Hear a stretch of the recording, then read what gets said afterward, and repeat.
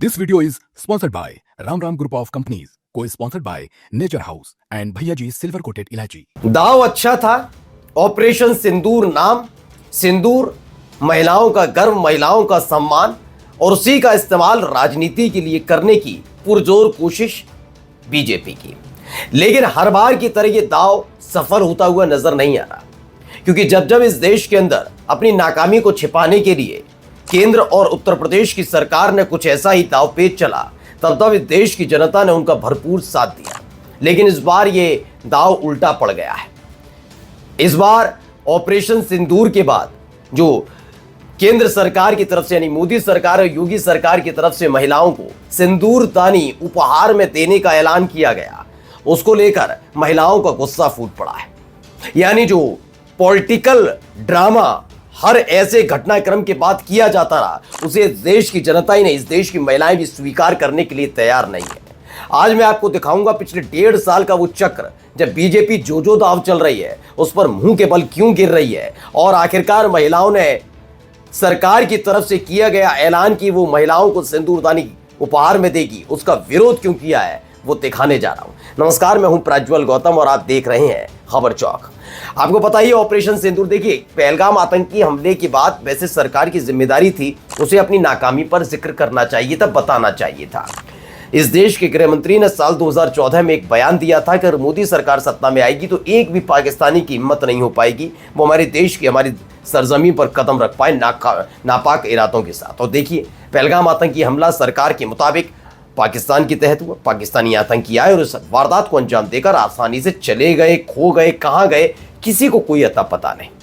लेकिन अपनी नाकामी को छिपाने के लिए उसको सबसे पहले ऑपरेशन सिंदूर जिक्र किया गया, जिसका इस्तेमाल राजनीति के लिए किया जाए। अभी आपने गुजरात में देख ही लिया, नरेंद्र मोदी साहब की होर्डिंग बैनर लगे हुए थे, रोड शो निकाला जाता है, चेहरे पर तनाव इस बात का कतई नहीं था कि उस ऑपरेशन सिंदूर से पहले पहलगाम आतंकी हमले में 26 लोगों की जान चली जाती है, 26 माथे के सिंदूर पुंछ जाते हैं।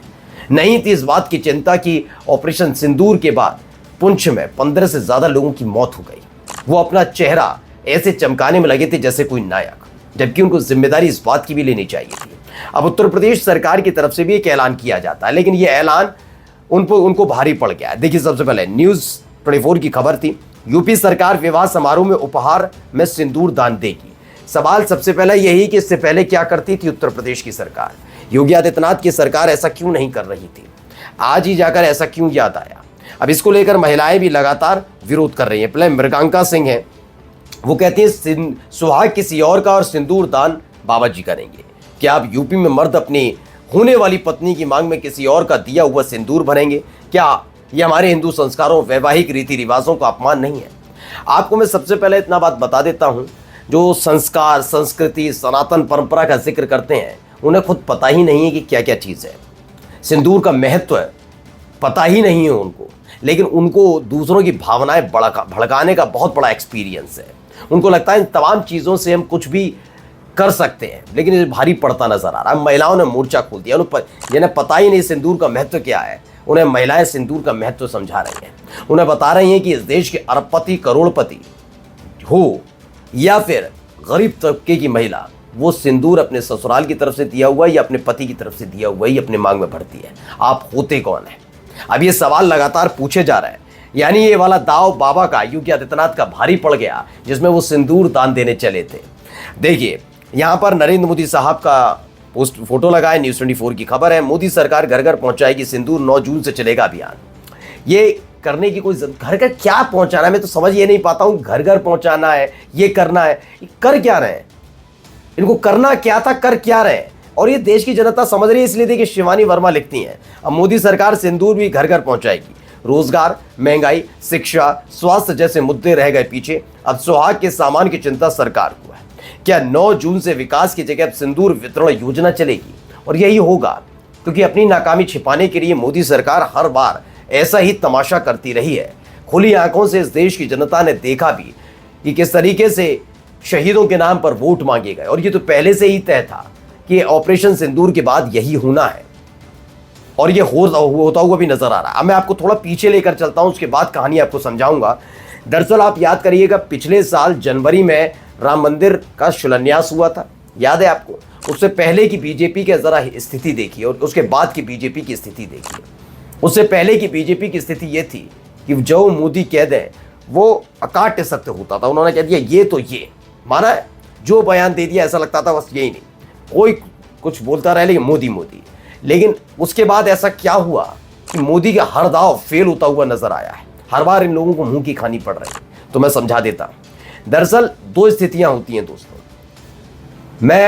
आप परिवार के साथ रहते होंगे, आपको पता होगा कि आपके माता पिता को भी पता है कि आप एक सक्षम औलाद हैं या सक्षम नहीं है, लेकिन उसके बावजूद जैसी भी स्थिति हो वो आपके साथ खड़े रहेंगे। माता पिता अपनी घर अपनी संपत्ति भी आप पर लुटाने के लिए तैयार रहते हैं, जब तक उन्हें लगता है कि उनका बेटा कम से कम इस बात की तो लाज रख रहा है कि कम से कम अपने माता पिता को बेचने पर उतारू नहीं, तब तक अपने बेटे को समर्थ करने के लिए वो हर तरीके से प्रयासरत रहते हैं।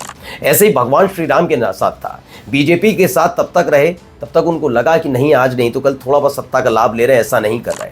लेकिन जब सनातन परंपरा से खेलने लगे, जब अब सनातन परंपरा से जुड़े हुए और जिनको भगवान का दर्जा दिया जाता है शंकराचार्य, उन्हें पिछले साल राम मंदिर की प्राण प्रतिष्ठा के मौके पर दो कौड़ी के जो ट्विटर हैंडल से ट्वीट करने वाले वो गालियां देने लगे, धमकियां देने लगे, और उसके बावजूद नरेंद्र मोदी से लेकर योगी आदित्यनाथ को फर्क नहीं पड़ा। ये भगवान श्री राम भी समझ गए ये किसी के सगे नहीं है। और उसके बाद क्या हुआ आप जाकर देखिए। प्राण प्रतिष्ठा के फौरन बाद ही आपको पता होगा क्या हुआ। चंडीगढ़ मेयर चुनाव, सीसीटीवी कैमरे में बीजेपी का नेता कैद, गिरफ्तार हो मतलब उसमें होता है कैद और पता लगता है फर्जीवाड़ा करती है बीजेपी। फिर चंदे का धंधा खुलता है कि कैसे शराब कारोबारियों से, सट्टा कारोबारियों से, मीट कारोबारियों से, कोरोना की दवाई बनाने वालों से इन्होंने पैसा लीला है। याद है? लोकसभा चुनाव मुंह की खानी पड़ती है। आप जहां जाएंगे वहां इनकी स्थिति ऐसी बेड़ा गर्क होते हुए देखेंगे। ये ऐसे ही नहीं हुआ है, ये इनके कर्म है, जब इन्होंने भगवान के साथ खिलवाड़ किया इसलिए। और यहाँ पर भी हिंदू जनता समझ गई इसलिए। देखिए भाविका कपूर भी लिखती है, उत्तर प्रदेश सरकार ने फैसला किया कि घर घर जाकर सिंदूर की डिब्बियां बांटी जाएंगी। अब बस एक कसर रह गई कि भाजपाई नमूने अपनी भी मांग में सिंदूर भरकर खड़े हो जाए वोट मांगने के लिए। इसको लेकर कांग्रेस की तरफ से भी सवाल उठाया गया। नरेंद्र मोदी अगर घर घर जाकर सिंदूर बांटना चाहते हैं तो पहले हमारे कुछ सवालों के जवाब दें। पराये आदमियों द्वारा दिया गया सरकारी सिंदूर किसके और किस लिए काम आएगा? क्या हिंदू धर्म के स्वघोषित ठेकेदार नहीं जानते कि किसी हिंदू सनातनी विवाहित महिला की मांग में सिंदूर उसका पति सजाता है और फिर उसे ससुराल या सौभाग्य के आशीर्वाद के रूप में शक्ति या पीठ मंदिर से मिलता है? ऐसा ही राजीव निगम लिखते हैं, कहते हैं सिंदूर दान देने का ऐतिहासिक कदम है योगी जी का। अगर ये दान में सिंदूर नहीं देते तो प्रदेश की करोड़ों महिलाएं सिंदूर से वंचित रह जाती। धन्यवाद योगी जी। योगी जी एक ही दिल है, कितनी बार जीतोगे बेवकूफ़ बनाकर। मैंने कहा ना। और देखिए समाजवादी पार्टी ने भी इसके खिलाफ आवाज़ बुलंद की। INS हिंदी की खबर है। समाजवादी पार्टी के नेता उदयवीर सिंह ने कहा सिंदूर शादी का अभिन्न हिस्सा है, इसे सुहाग की निशानी मानी जाती है।